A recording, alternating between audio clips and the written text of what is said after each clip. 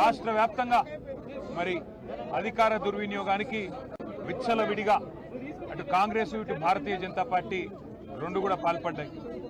ఇక అది సరిపోదన్నట్టు మా అభ్యర్థులను బెదిరించడం, భయపెట్టడం, భయభ్రాంతులకు గురి చేయడం ఇవేవి సరిపోవన్నట్టు ప్రజలిచ్చిన తీర్పును కూడా అపహాస్యం చేసే విధంగా కొన్ని మున్సిపాలిటీల్లో ఈరోజు కాంగ్రెస్ ప్రభుత్వం చేస్తున్న దురాగతాల్ని రాష్ట్రము దేశం మొత్తం కూడా గమనిస్తూ ఉన్నది. ఇవాళ మంచిర్యాల జిల్లా పల్లి మున్సిపాలిటీ నిజానికి మరి మా పార్టీ బీఆర్ఎస్ పార్టీ 10 స్థానాలు గెలుచుకుంది. మాతో పొత్తులో ఉన్న కమ్యూనిస్ట్ పార్టీ ఆఫ్ ఇండియా 14 స్థానాలతో 22 స్థానాలుండే మున్సిపాలిటీలో 14 స్థానాలు డైరెక్ట్ గా మరి ప్రీపోల్ అలయన్స్ ఎన్నికలకు ముందే పెట్టుకున్న కూటమి ఏదైతే ఉందో స్పష్టమైన మెజారిటీతో 3/2 మెజారిటీతో గెలుచుకున్నాం. ఈజీగా కాంగ్రెస్ పార్టీ గెలిచింది కేవలం 7 స్థానాలు, 22 మాత్రమే. కానీ వాళ్ళ అధికార దాహం, వాళ్ళ కక్కుర్తి ఏ స్థాయిలో ఉంది అంటే ఇవాళ ముఖ్యమంత్రి గారి సూచనలు, స్థానిక మంత్రి గారి దురాగతాలు, దానికి అధికార యంత్రాంగం ఇవాళ తొత్తుల మాదిరిగా అరాచకంగా ప్రవర్తించి ఎన్నికల్లో ప్రజలిచ్చిన తీర్పును అపహాస్యం చేసే ప్రయత్నం చేసినారు. ఒక క్యాతనపల్లిలోనే కాదు, ఇవాళ రంగారెడ్డి జిల్లా ఇబ్రహీంపట్నం మున్సిపాలిటీలో ఇదే పరిస్థితి. స్పష్టమైన మెజారిటీ బీఆర్ఎస్ కుంటే ఆ మెజారిటీని తుంగలో దొక్కే ప్రయత్నం. ఈ రకంగా ఇన్ని దురాగతాలు, దుర్మార్గాలు, కిడ్నాప్లు, ఎన్నో రకాల బెదిరింపులు, ప్రలోభాలు ఇవన్నిటికీ గురి చేసిన వెరవకుండా మా 14 మంది కౌన్సిలర్లు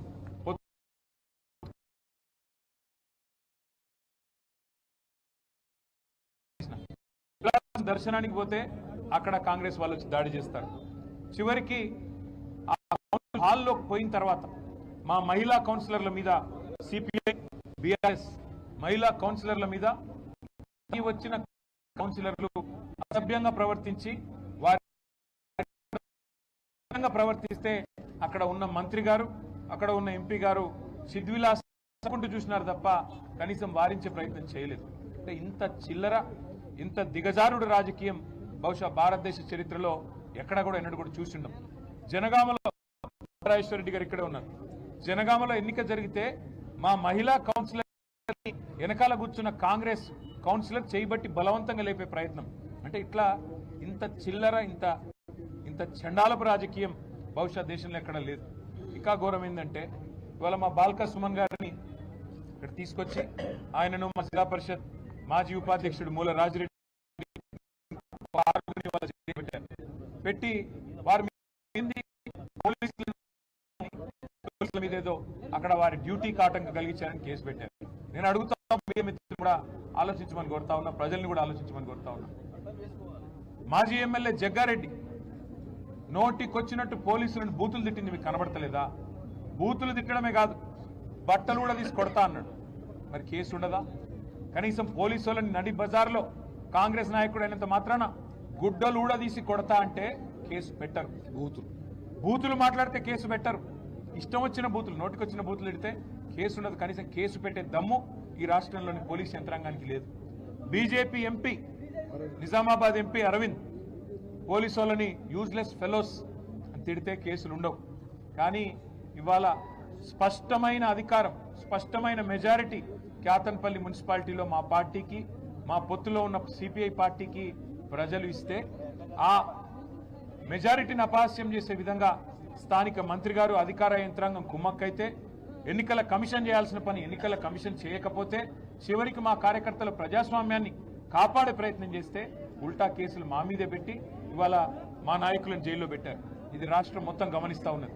అంటే ఎంత లేఖి రాజకీయం, ఎంత దిగజారుడు రాజకీయం రేవంత్ రెడ్డి చేస్తా ఉన్నాడో దీన్ని బట్టి చెప్పొచ్చు.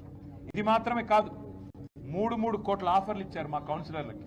కానీ నిజాయితీ గల బిడ్డలు కాబట్టి ఒక్కొక్క కౌన్సిలర్కు 3 కోట్ల ఆఫర్ ఇచ్చినా, బ్లాంక్ చెక్కులు ఇచ్చినా, మంత్రి గారు ప్రలోభ పెట్టే ప్రయత్నం చేసినా మా వాళ్ళు లొంగిపోలేదు.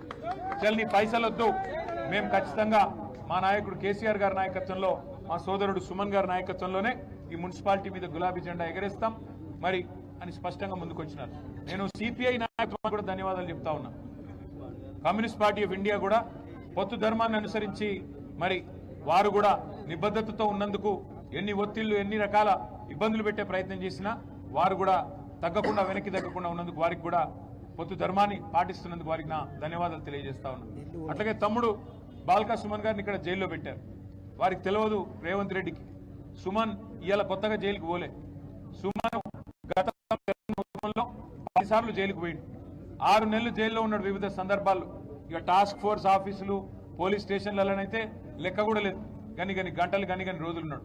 సుమను ఇవాళ మీరు జైల్లో పెడితే భయపడతాడనో, లేదా మా నాయకులు భయపడతారనో, మా చెన్నూరులో ఉండే నాయకులు భయపడతారనో, మా మంచిర్యాల జిల్లా నాయకులు భయపడతారనో, మా ఆదిలాబాద్ జిల్లా నాయకులు భయపడతారనో రేవంత్ రెడ్డి అనుకుంటుండొచ్చు. కానీ ఆయనకు నేను ఒకటే చెప్తా ఉన్నా, రేవంత్ రెడ్డికి గుర్తుపెట్టుకో, మళ్ళీ నువ్వు చిప్పగూడు తినే టైం వస్తుంది. గుర్తుపెట్టుకో, ఇట్లాంటి అరాచకాలు ప్రజాస్వామ్యంలో మంచిది కాదు. మేము ఆనాడు 2014లో మేము 63 సీట్లతో గెలిచొచ్చినాడు. అప్పుడున్న కాంగ్రెస్ పార్టీ నాయకత్వం విఘ్నత ప్రదర్శించి జానారెడ్డి గారు బాధ్యత తీసుకున్నారు. అట్లాగే 2023లో కాంగ్రెస్ 64 సీట్లు మాత్రమే వచ్చినా, మాకు 39 వచ్చినా